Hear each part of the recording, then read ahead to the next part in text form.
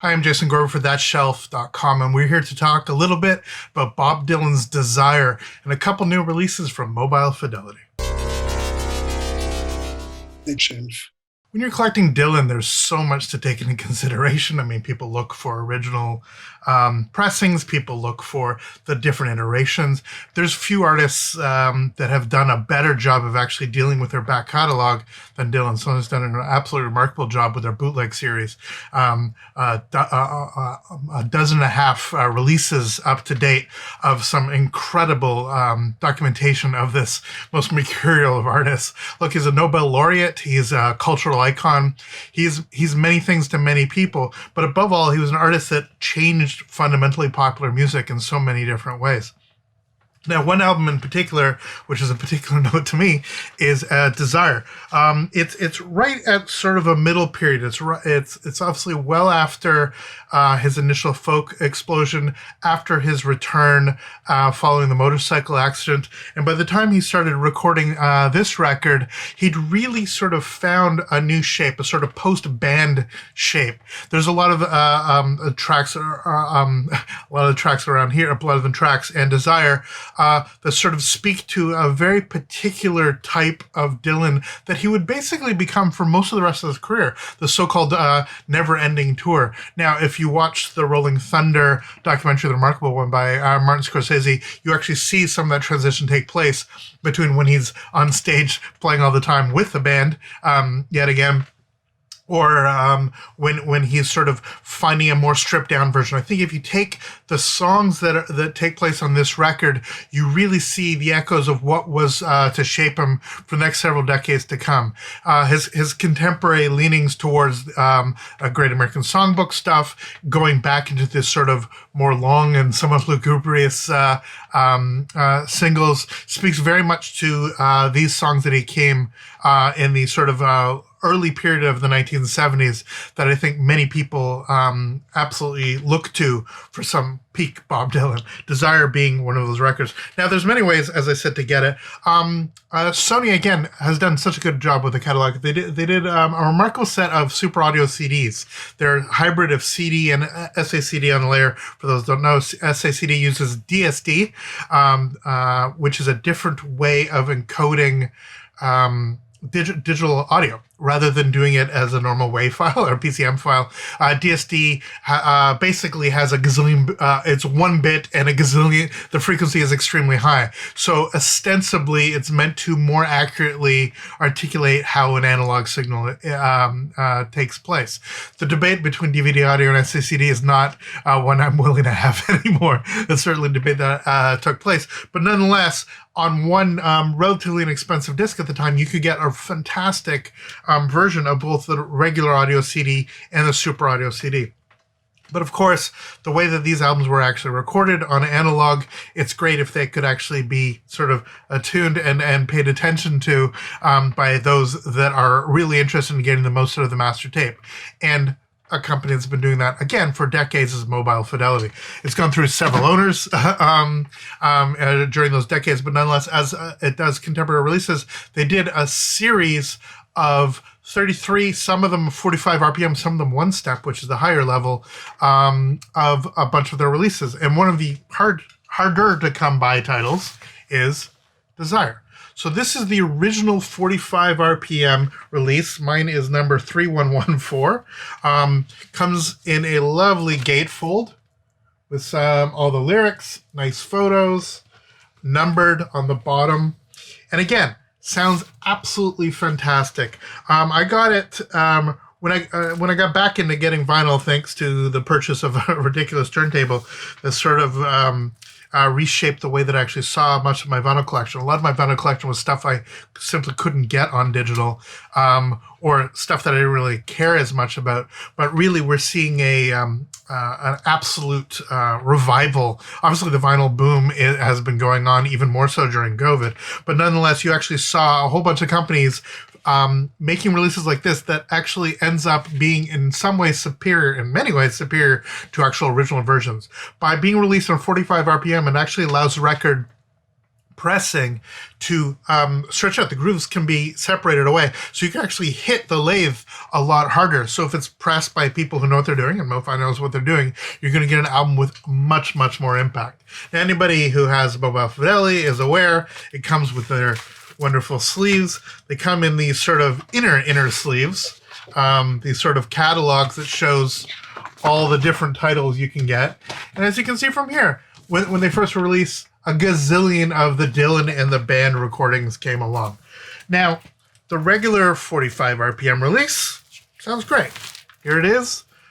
Very quiet, very clean, normal black vinyl, but pressed extremely, extremely well. And I've loved this record for many years. I think it originally came out in 2014. I bought it about 2 years ago. And for a record that has, it starts with Hurricane, an incredible song about Hurricane Carter. Isis, truly one of the most glorious of all Bob Dylan tracks.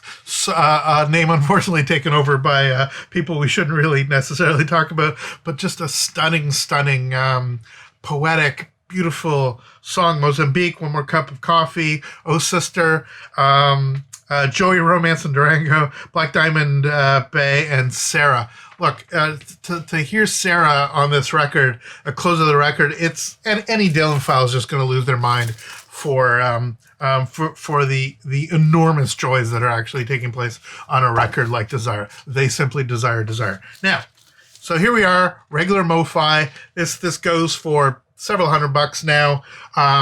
Basically, the Dylans kind of sat for a while. I would go to record stores and they would sort of be there taunting me, and then again, within the last year and a half, they all disappeared. And I managed to get the load of them because I'm an idiot. But nonetheless, this absolutely played a treasured place in the center of my collection. Until MoFi did something which is both great and incredibly annoying. There are different technologies that you use when you actually press vinyl. Obviously, the vinyl itself, what constitutes, what PVC, what other elements go on. It's obviously not, there's other elements to actually allow it to be pressed. There's certain chemicals that they actually incorporate into it. And the type and the quality and caliber of regular MoFi vinyl is significantly improved over what you may have gotten back today, especially during the oil crisis. Again, I've mentioned this before, but the stuff that was taking place when there really was an oil shortage of American pressings meant the vinyl records themselves were often made of either recycled material or with a whole bunch of junk that certainly didn't help it actually sound very good. Now, back in the day on the UHQR and the other crazy versions, JVC had a technology that they ostensibly called Supervinyl, and now RTI, the pressing plant that MoFi uses, have their own iteration of this Supervinyl. Apparently it's much more expensive to make. Apparently it is much better sonically. Apparently it's a much more of a pain in the ass to press. But it does mean that releases, especially for the one step that actually have the Supervinyl, have sounded incredible. The blood on the tracks compared to the 33. Again, it's a jump up to 45 from the original 33 release. Plus it has the Supervinyl, which again made it sound fantastic. But now for the first time I have what MoFi did, which is the Supervinyl version of Desire. Yeah, looks the bloody same. It's got a sticker on it. It says on the back, instead of being a limited edition with no number, this is a limited edition of 1,000. I have number 632. Thanks to somebody who was, as ridiculous as it is, generous to sell this to me for a fortune. Let me explain. For these sort of one-off Supervinyl releases of things that had been out of print, MoFi on their website and their sister website, Music Direct, teased some of these or just put them up, and within 24 hours they were sold out. It's 1,000 copies gone. Now, none of my local retailers could have gotten this copy. Nobody could. I couldn't have pre-ordered this. The only way to get it is through the States, which is really frustrating. It's more expensive to bring in from the States. You have to deal with obviously additional shipping charges and stuff like that. But also my desire is to support local retailer. And it would be fantastic if some of these titles weren't so limited edition that allowed all the people that actually want to get one to get one. But nonetheless, people have a market and they want to make sure that they don't press so many that they just sit around forever. They want to make them desirable, but the way that these are actually working now, particularly for someone like Dylan, these got snapped up immediately. Now, what makes Supervinyl different? There's a Supervinyl record. Well, one fancy way of being able to tell how Supervinyl works. See how this actually is. Can you see me through here? A little bit. Yeah, it's kind of hard to see, but this is actually semi-transparent. Let's call it translucent. Their story is that the record itself has fewer elements of carbon in it, which are impurities, which is what gives normal vinyl its opaqueness. And by removing those and by having something that actually ostensibly is meant to sound better, you have that. Again, it's a more expensive process. It's a slightly more pain in the ass to deal with. But here we are, the exact same pressing, the exact same 45 RPM release, same cover almost, with a different number on the back that says limit to 1,000, and on Supervinyl. Now, why would I spend hundreds of dollars to get the Supervinyl version when I already had the regular 45 RPM version? One, I knew I could sell my regular 45 RPM version quite readily, in this case to a good friend. And secondly, because I'm a neurotic collector, I mean, we actually have to say that, although I'm somebody who actually opens these instead of keeps them in a package forever. But third of all, there really is the promise that this will sound better. Now, I've had a very brief listening session with it. I put on Hurricane on both. It absolutely could be a matter of the placebo effect. I put in the first one, I'm like, man, this sounds great. And put in the second one, and I could feel the bass response in my chest immediately without changing volume, without doing anything. I could feel the bass response. I could feel my speakers coming alive just that little bit more when I put on the new record, which I have to say is irritating. I weirdly would have been totally fine if it was at least as good as what I had before. And then I'd be like, okay, this is ridiculous. Why am I chasing these down? Why am I actually on the hunt for the Supervinyl version rather than the regular version? But God help me, it's a little bit better. Now, I'm actually going to do some recordings of all of them. Unfortunately, because of YouTube, I can't actually share that stuff. Because of copyright restrictions, but on some of the forum, I'm going to actually, because I think few people have actually done this yet, is actually show the difference, at least in terms of clips, between the two. Now, this is going to be subtle. This is one of those annoying, incredibly minor things that has a lot to do with how revealing your setup is, what you're actually listening for, the type of music that was recorded, the care that was actually put into it, and all of that stuff. But in the end, what we're left with is, as somebody who just loves this record so very much and wants the best of the best that I can get and do it without killing me financially, this really is the one. And as I said, I paid more than twice what retail was on this, and that was still almost half what some people in Discogs are selling this record for. I had as crazy as it is, somebody made a bunch of money off of me, but he was actually quite generous to sell to a fellow Canadian for something that was approaching reasonable. Because already, given the fact there was only 1,000, these were bought up by people. You could buy two at the time. For other releases, you're actually only allowed one per household, but you're allowed to buy two. So almost everybody bought two, kept one, and then sold their other for at least double what they paid for.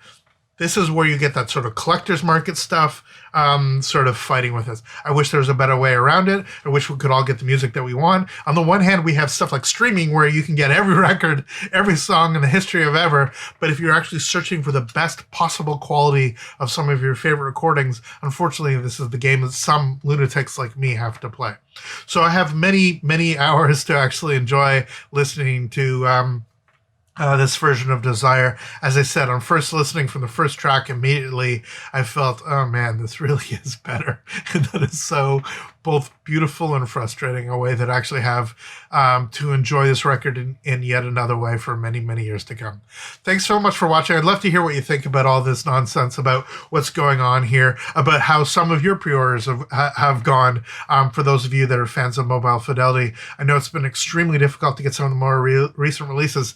think Run DMC's Raising Hell, a record where years ago people would have thought, what the hell's a hip-hop thing doing on mobile fidelity? Something that was not necessarily that sort of audiophile notion of what would be involved here. But nonetheless, that record sold out almost immediately.